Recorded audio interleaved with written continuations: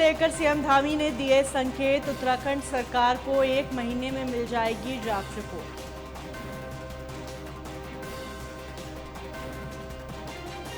उत्तराखंड दौरे पर आएंगे सीएम योगी। कल बाबा केदारनाथ के करेंगे दर्शन। मध्य परिषद की बैठक में होंगे शामिल। उत्तराखंड हाईकोर्ट का सख्त रुख। शिक्षा विभाग पर 25,000 रुपए का लगाया जुर्माना। स्कूलों पर गड़बड़ी का लगाया आरोप।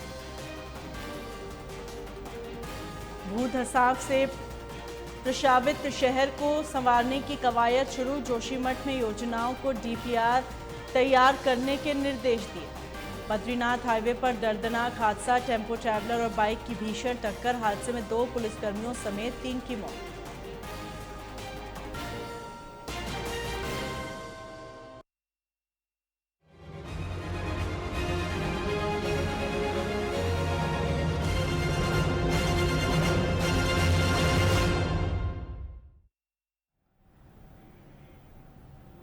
नमस्कार, स्वागत है आपका। आप देख रहे हैं उत्तराखंड लाइव। मैं हूं आपके साथ हिना।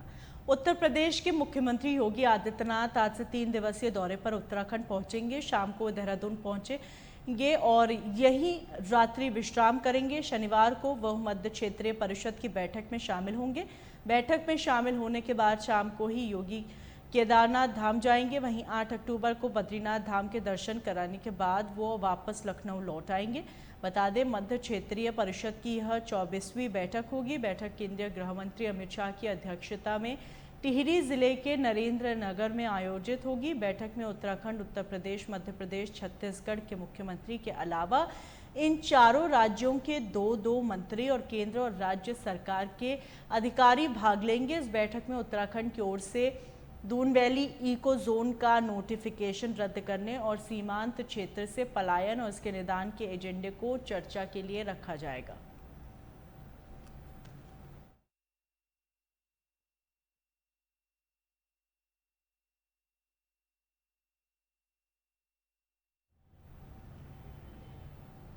यूं तो धर्मनगर हरिद्वार में रोजाना लाखों की संख्या में श्रद्धालु गंगा स्नान के लिए आते हैं, लेकिन श्राद्ध पक्ष के दौरान हरिद्वार में स्थित नारायणी शिला मंदिर का विशेष महत्व है। नारायण शिला मंदिर में श्राद्ध करने और पिंडदान करने के लिए मोक्ष की प्राप्ति होने की मान्यता है। नारायणी शिला मंदिर के मुख्य पुजारी मनोज त्रिपाठी बताते हैं, नारायणी शिला का कई धार्मिक ग्रंथों में वर्णन किया गया है और अपने पितरों के निमित्त श्राद्ध पूर्वक किए गए कार्य को श्राद्ध कहते हैं। पितृ श्राद्ध करने के लिए ब्रह्म कपाली, नारायण शिला और गया महत्वपूर्ण स्थान बताए जाते हैं, जिनमें श्राद्ध करने का विशेष महत्व बताया जाता है। शिला का अभिप्राय यह है, भगवान नारायण की शिला। ये शिला 3 खंड में है। प्रथम खंड बद्रीनाथ में ब्रह्म कपाली कहलाता है, क्योंकि भगवान का सिर है। कंठ से लेकर नाभि तक का हिस्सा हृदय स्थान भगवान का, जिसमें भगवान की शक्ति वास करती है, जिसका नाम नारायणी है, इसलिए इसका नाम नारायणी शिला है। चरण इसी के गया में है, विष्णुपाद, जहां लोग गया करने के लिए जाते हैं। वायु पुराण में एक कथा आती है, गयासुर ने नारद जी की प्रेरणा से बद्रिकाश्रम से भगवान के कमल स्वरूप श्री विग्रह का हरण किया था और भगवान से गदा प्रहार से युद्ध में ये शिला 3 खंड में विभाजित हो गई थी। हरिद्वार की जो नारायणी शिला है, इसके विषय में स्कंद पुराण में भी वर्णन आता है। हरिद्वारे पश्चिमी दिग्भागे शिला परम पावनी, नामना नारायणी ख्याता सर्व पाप प्रनाशिनी। हरिद्वार के पश्चिम दिशा में नारायणी नाम की एक शिला है, जिसके दर्शन मात्र से व्यक्ति के पाप नष्ट हो जाते हैं। वहीं इसका अगला मंत्र इसके महत्व को अलग ही बता देता है। यस्तत्र कुरुते श्राद्धम श्रद्धा भक्ति समन्विता, शतम मातृवंशापि पितृवंशापि शतम तथा स्वयं, कारिता पितरस्तीन सत्यम न संशय। श्रद्धा से किया गया पितरों के निमित्त कार्य श्राद्ध कहलाता है, परंतु यहाँ शब्द है कि यहाँ श्रद्धा पूर्वक किया गया पितरों के लिए श्राद्ध 100 पितृकुल पिता दादा आदि और मातृकुल नाना नानी आदि और स्वयं का मोक्ष कर लेता है, इसमें कोई संशय नहीं है। जिस किसी के पितरों का अधोगति भटकना हो रहा हो या कोई व्यक्ति पितृ दोष से पीड़ित है, उसकी पूर्णता हरिद्वार के नारायण शिला मंदिर में करने से ही पूर्ण होती है। तब जाके आप बद्रिकाश्रम में विष्णु स्वरूप कर सकते हैं या गया में गया श्राद्ध कर सकते हैं। गया में भी तब तक फल प्राप्त नहीं होगा जब तक वो पितरों में नहीं जाएंगे। हरिद्वार में कहीं से भी कोई यात्री आए, उसके श्रद्धानुसार कार्य किया जाता है, चाहे वो सामग्री से संबंधित व्यवस्था हो या किसी भी प्रकार की व्यक्ति के पास धनाभाव हो, तब भी व्यक्ति के लिए कार्य यहाँ नारायणी शिला मंदिर में हम लोग कराते हैं। जैसी जिसकी सामर्थ्य हो वैसे अपनी श्रद्धानुसार व्यक्ति यहाँ दक्षा दान करता है। श्रद्धा लेके आना चाहिए, श्रद्धा से किया गया कार्य उसका सिद्ध होता है।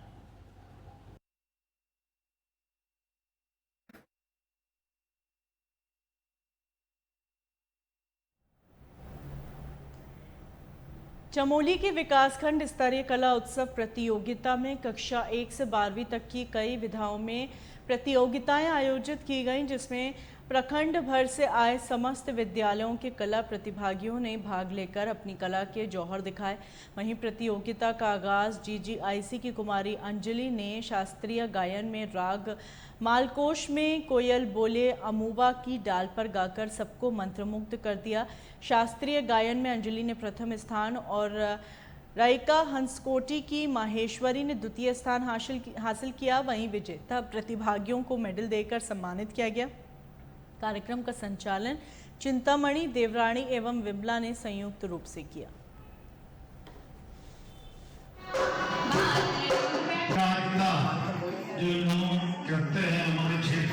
के क्रम में चाचड़ी की प्रस्तुति की गई। चाचड़ी कहाँ का लोकप्रिय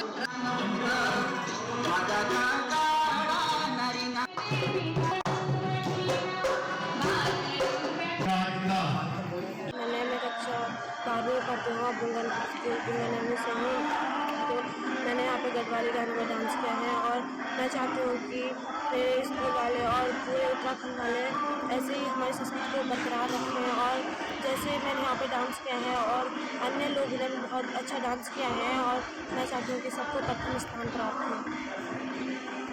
मैंने यहाँ पे लोकगीत गाए हैं, पावन मेरो उत्तराखंड गढ़ी मेरो गढ़देसा, और मैं चाहती हूँ कि उत्तराखंड की संस्कृति को बढ़ावा दिया जाए और मैं उम्मीद करती हूँ कि मैं यहाँ पे प्रथम स्थान प्राप्त करूँगी और मेरे सारे सहपाठी भी यहाँ पे प्रथम स्थान प्राप्त करेंगे। यहाँ पे सभी बच्चों ने बहुत अच्छा प्रतिभा दिखाया और वो मैं चाहती हूँ कि वो इस प्रकार से हमारे उत्तराखंड की संस्कृति को बढ़ावा दें। सहायक अध्यापक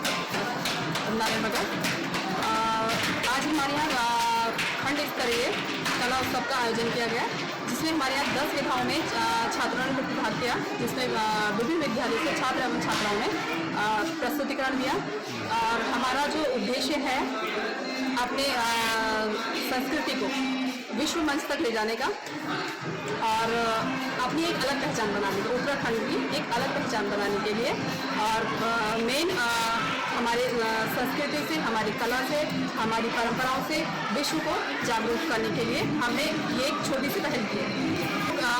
गायन है, आलोक नृत्य है, उसमें सभी विधाओं में सभी राज्यों के भाषाओं को महत्व दिया गया है। उसमें ऐसा उत्तराखंड से नहीं, उसमें सभी विधाओं को प्रस्तुति के लिए जो है प्रस्तुति दी गई है। यहाँ पर जो है हमारे छात्र छात्राओं द्वारा बढ़ चढ़ के कला उत्सव में प्रतिभाग किया गया, जिसमें हमारे छात्रों ने सभी राज्यों की झलकियों संस्कृतियों की झलकियों को प्रस्तुत किया मंच पर। और उसमें एक नया उत्साह एवं जोश था जो एक प्रोत्साहन के कार्य है। का एक संदेश और एक मंच है बच्चों के द्वारा कि आज ये समाज तक पहुँचे और समाज में भी इन संस्कृति और जो शास्त्रीय संगीत नृत्य है उनको और बढ़ावा मिले। कला उत्सव पहले ये जिला स्तर पर शुरू होता था, लेकिन हमने इसको अपने ब्लॉक स्तर पर भी सर्वप्रथम बार अभी शुरुआत की है और आगे हम इसको और बड़ा मंच देंगे जिससे लोग इसको समझ सके। और इसमें हमारी मीडिया का भी बहुत बड़ा रोल रहेगा कि वो इसको किस तरह से प्रस्तुत करें, जिससे हम आज हमारे पास 10 विद्यालय आए हैं तो अभी रात हमारे 27 के 27 विद्यालय प्रतिभाग करेंगे और जिनके लिए नवंबर में ही राज्य स्तरीय प्रतियोगिता होनी है। उससे पहले अक्टूबर लास्ट सप्ताह में ये जिला स्तर पर होगी, तो हमारे बच्चे जितने भी बच्चे यहाँ से निकलेंगे मुझे उम्मीद है वो जिले स्तर से और राज्य स्तर पर अवश्य प्रतिभाग करके आगे बढ़ेंगे। राज्य के इंटर कॉलेज बहुत पहले से ही 2015 से शुरुआत हुई थी। हर साल लगभग जिला स्तर पर अपने बच्चों को प्रतिभाग करते हैं और उनकी लगभग 10-12 बालिकाएं लगभग राज्य स्तर पर भी प्रतिभाग कर चुकी हैं और वहाँ से भी उन्होंने स्थान प्राप्त किया है। और काफ़ी जो अन्य विद्यालय अब समझ पाए इसको, जो धीरे धीरे मैं समझ रहा हूँ काफ़ी अच्छे बच्चे यहाँ पर परफॉर्मेंस कर रहे हैं और बच्चे आगे के देखेंगे फिर इसको सीखेंगे और इनके साथ साथ और अन्य विद्यालय भी इसमें आगे बढ़ेंगे, मुझे पूरा विश्वास है।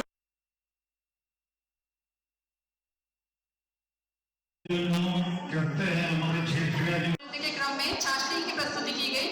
चाशनी कहाँ का लोकप्रिय समर स्टडी हॉल की अध्यक्षता व कांग्रेस के वरिष्ठ नेता मुक्ता सिंह के साथ एक व्यक्ति द्वारा गाली गलौज करने व जान से मारने की धमकी देने का मामला सामने आया। पुलिस ने तहरीर के आधार पर मुकदमा दर्ज कर लिया है। मुक्ता सिंह ने कोतवाली में तहरीर देकर बताया वो गडीनेगी में summer study hall rising star के नाम से स्कूल का प्रबंधन करती हैं और इस स्कूल में नरेश कुमार शर्मा बच्चों को स्कूल से घर लाने ले जाने का काम करते हैं। कुछ दिनों से उसका वाहन खराब होने व टूटने के कारण उसको दूसरे वाहन का प्रबंध कर लाने को कहा गया, लेकिन नरेश ने उनकी बात को अनसुना कर दिया, जिसके बाद बच्चों की सुरक्षा को देखते हुए उसे वाहन चलाने से मना कर दिया, जिसके बाद उसने दुर्व्यवहार करते हुए जान से मारने की धमकी दी। फिलहाल पुलिस ने इस मामले में मुकदमा दर्ज कर जांच शुरू कर दी है।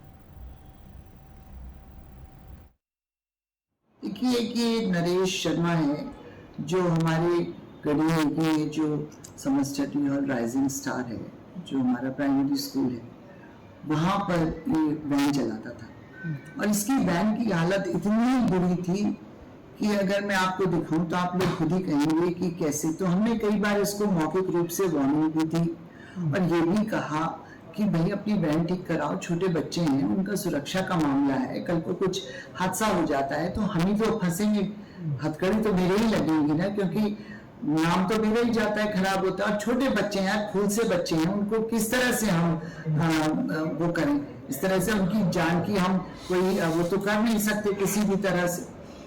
तो वो माना नहीं, तो उसको हमने हटा दिया, उससे कहा कि भी तुम्हें हम नहीं रख सकते क्योंकि तुम हमारा कहना नहीं मान रहे, तुम आके अपना पेमेंट ले जाओ। तो यहाँ कुनेसी वाले स्कूल में मैंने उसे बुलाया और चेक से उसका फुल एंड फाइनल पेमेंट कर दिया। जब वो लेने आया था चेक, तब भी उसने बहुत बदतमीजी करी, मुझे भी मारने की धमकी दी, मेरे बच्चों को गालियां वालियां दी, उल्टा सीधा बोला और यहाँ आके बहुत न्यूसेंस फैलाई।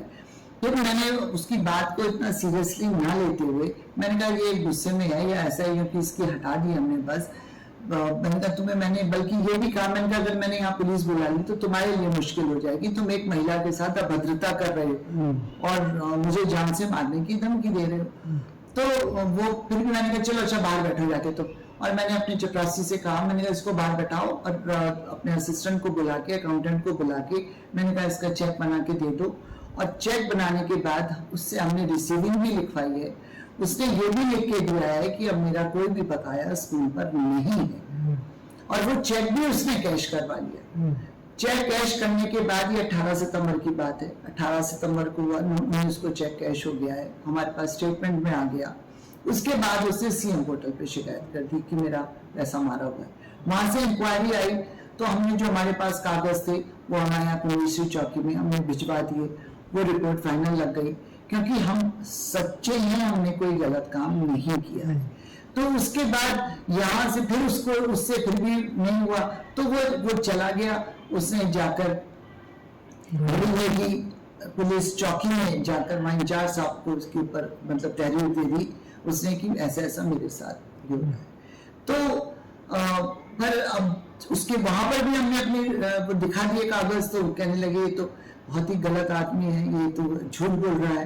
तो जब पानी सिर से ऊपर उतर गया तब मैंने रिपोर्ट लिखाई है और ये बात सत्य है कि उसने मारने की धमकी दी, उसने उल्टा सीधा बोला। और जब वो बाहर निकला तब भी मेरे ड्राइवर खड़े थे वहां पर और कुछ लोग, तो उनको भी जाति सूचक शब्दों से बुलाया, उल्टा सीधा बोला।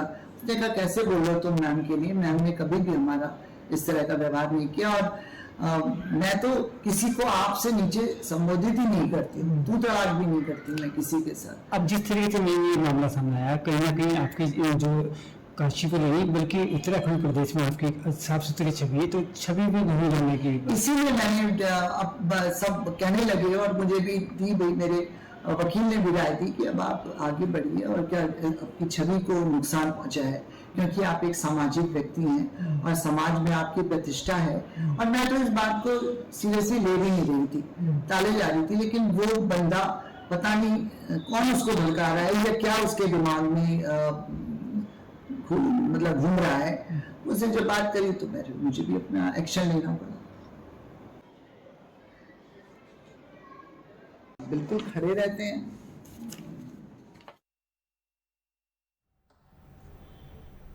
काशीपुर पुलिस ने 3 शातिर चोरों को एक तमंचा व 2 चाकुओं के साथ गिरफ्तार किया। पुलिस ने उनके कब्जे से चोरी किए गए माल बरामद किया। तीनों चोर शातिर किस्म के अपराधी हैं तथा नशे की लत पूरी करने के लिए चोरियों की घटनाओं को अंजाम देते थे। चोरी का खुलासा करते हुए पुलिस अधीक्षक वंदना वर्मा ने बताया, 3 टावर के पास बीती रात इन शातिरों ने एक घर को निशाना बनाया था, जहां घर में जेवरात थे और मोबाइल लेकर वो फरार हो गए। वहीं पीड़ित की तहरीर पर पुलिस ने जांच की और मुखबिर की सूचना पर 3 शातिर चोरों को चोरी की योजना बनाते हुए कब्रिस्तान के पास से गिरफ्तार किया।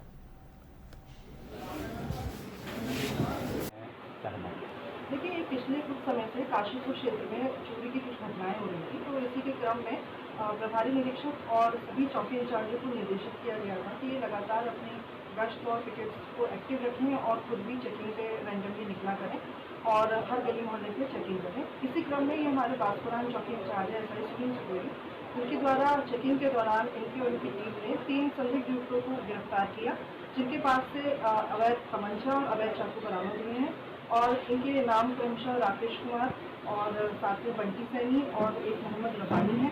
इन तीनों युवकों की कुछ एक्टिविटीज़ में संदिग्ध थी, तो इनको थाने लाया गया, इनसे पूछताछ की गई। तो इसी पूछताछ के क्रम में इन्होंने फर्दर 30 तारीख को अली खां मोहल्ले में एक घर से चोरी करना भी इसको स्वीकार किया है और उसमें पूर्व से मुकदमा पंजीकृत है और उसमें एक मोबाइल फ़ोन, एक चांदी की अंगूठी, 400 रुपये और साथ ही साथ उनके कुछ बैंक के डॉक्यूमेंट्स गायब थे, जो इन सबसे बरामद हुए इनकी निशानदेही पर। तो वर्तमान में आज इनको तीनों को इनके पूर्व के मुकदमों को देखते हुए भी आज माननीय न्यायालय के समक्ष इनको पेश किया। तो राकेश कुमार है इस उप विधायक, इसको पूर्व में भी इसको लंबा आपराधिक इतिहास है, तो इसको गुंडा एक्ट के तहत भी इसको जिला बदल की कार्रवाई की जाएगी।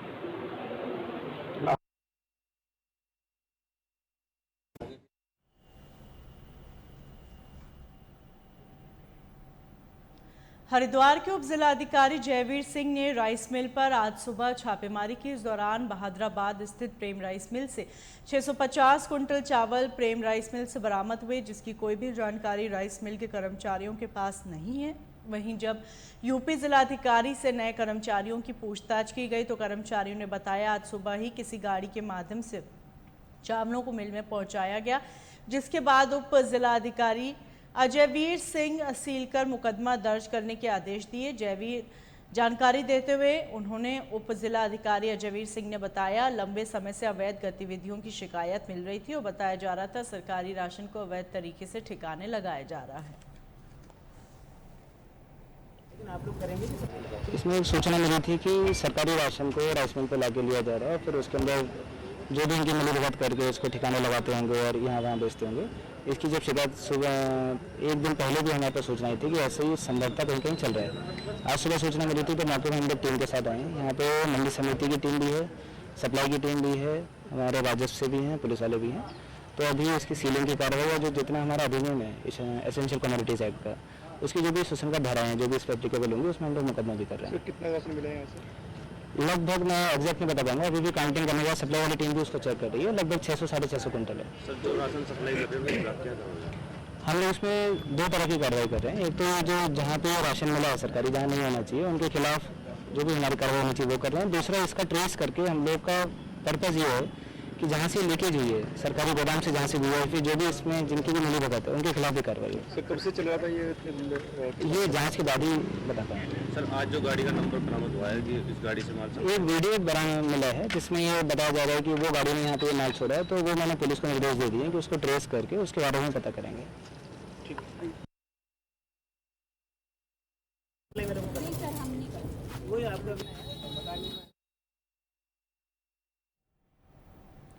अवैध नशे के कारोबार करने वालों के खिलाफ चमोली पुलिस को बड़ी सफलता मिली। पुलिस ने 1 किलो 11 ग्राम चरस के साथ आरोपी को गिरफ्तार कर जेल भेज दिया।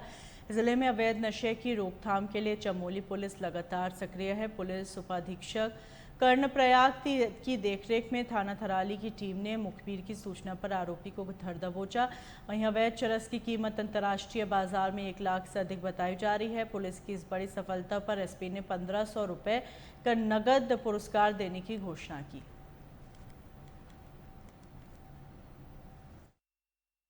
जी द्वारा नशे की रोकथाम हेतु एक अभियान चलाया जा रहा है, ड्रग्स फ्री देवभूमि मिशन 2025। उसी को सार्थक करने में जनपद चमोली पुलिस को एक बड़ी सफलता हासिल हुई है।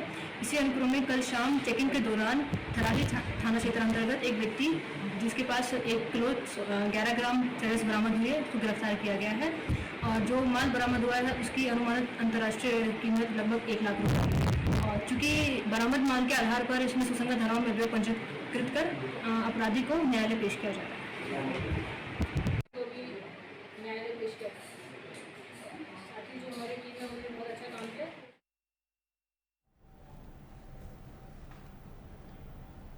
बड़ी खबर उत्तरकाशी से, जहां कई दिनों से रहस्यमय बुखार से लोग पीड़ित हो रहे हैं। जिला अस्पताल में प्रतिदिन सैकड़ों मरीज आ रहे हैं।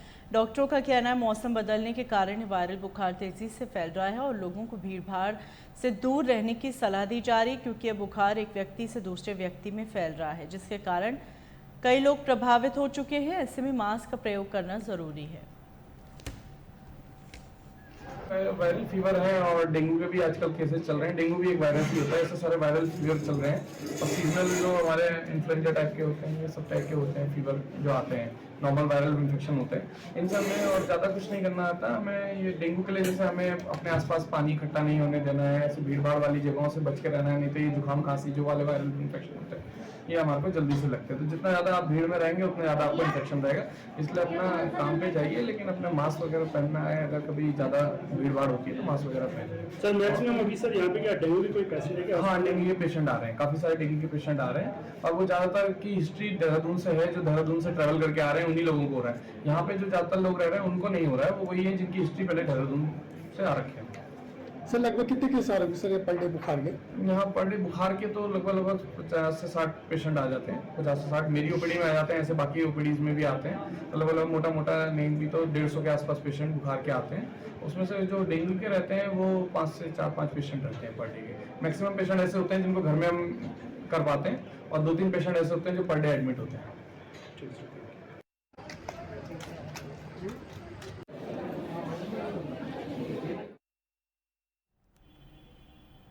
कुमाऊं के बड़े अस्पताल एसटीएच की केंद्रीय लैब के निजी हाथों में जाने की तैयारी पूरी हो गई और इसके साथ ही इस बात की भी पूरी आशंका है लैब में होने वाली जांचों के दामों में भी भारी बढ़ोतरी हो सकती है।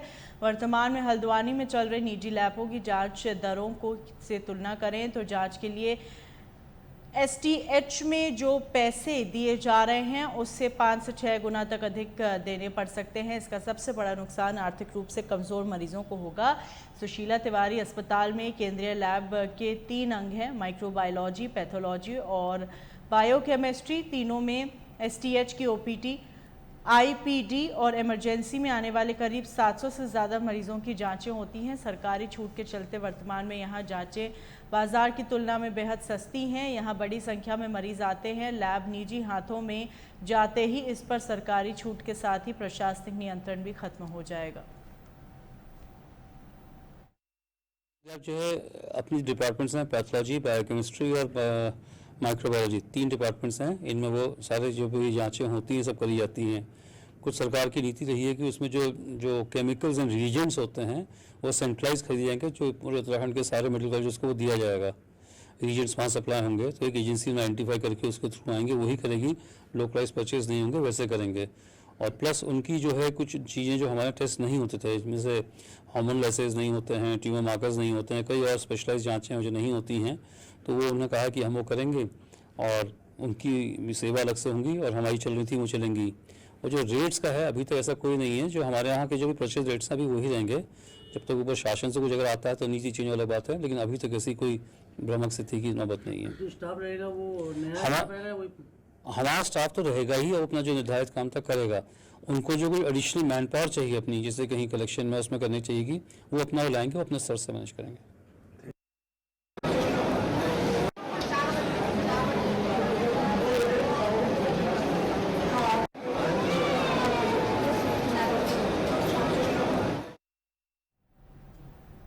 इन्हीं खबरों के साथ बुलेटिन में फिलहाल इतना ही, दीजिए इजाजत।